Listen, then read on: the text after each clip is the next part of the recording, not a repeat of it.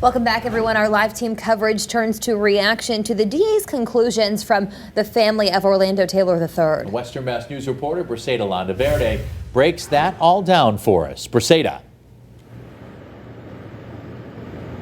Yeah, well, Chris and Jordan, District Attorney Anthony Gallooni determined from his investigation that the Springfield police officer, Arhel Falcone's actions were justifiable in this incident. The death of Orlando Taylor III is a profound tragedy. Yet, the role of this office is to find and consider the facts. On Friday, Hampden District Attorney Anthony Gallooni released his findings from his investigation into the deadly officer-involved shooting on January 9th, which led to the death of Orlando Taylor III. DA Gallooni says after a thorough and independent review, his office found that Springfield police officer Arhel Falcone acted in self-defense and in line with his training.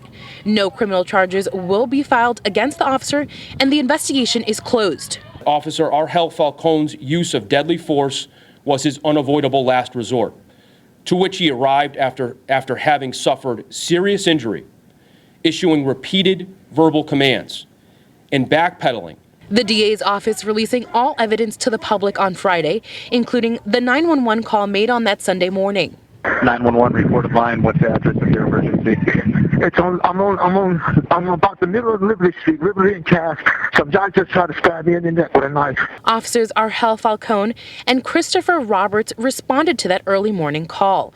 Captured on body cam footage, District Attorney Gallooni says unarmed Officer Falcone tried to grab Taylor with his hands, and that is when the 23-year-old stabbed the city's officer in the face. Officer Roberts' body-worn camera then shows Mr. Taylor lunge and thrust with a sharp object in his right hand into the face and neck area of Officer Falcone, thereby stabbing him. The stab wound causes Officer Falcone to fall to the ground as he bleeds from the wound. Gallooni says Officer Falcone is heard notifying Officer Roberts of his injuries, saying, "Yo, I just got stabbed in the face." Taylor fled the area, but then returned, heading in the direction of the officers with a knife still in his hand. Throughout this encounter, officers clearly and continuously order Mr. Taylor to drop the weapon.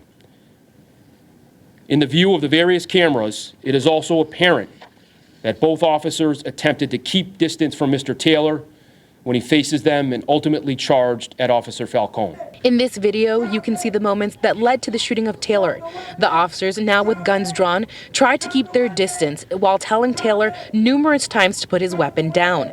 DA Gallooni says it was Taylor's actions which dictated the use of reasonable force. Officer Falcone then discharged his service weapon twice at close distance.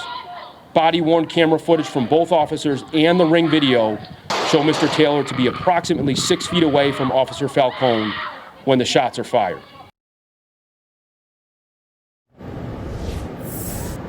Now, DA Gallooni did meet with Taylor's family earlier this afternoon. He said they did have some questions and disagreements, but he says overall it was a productive conversation. Live in Springfield, Briseida Landaverde, Western Mass News.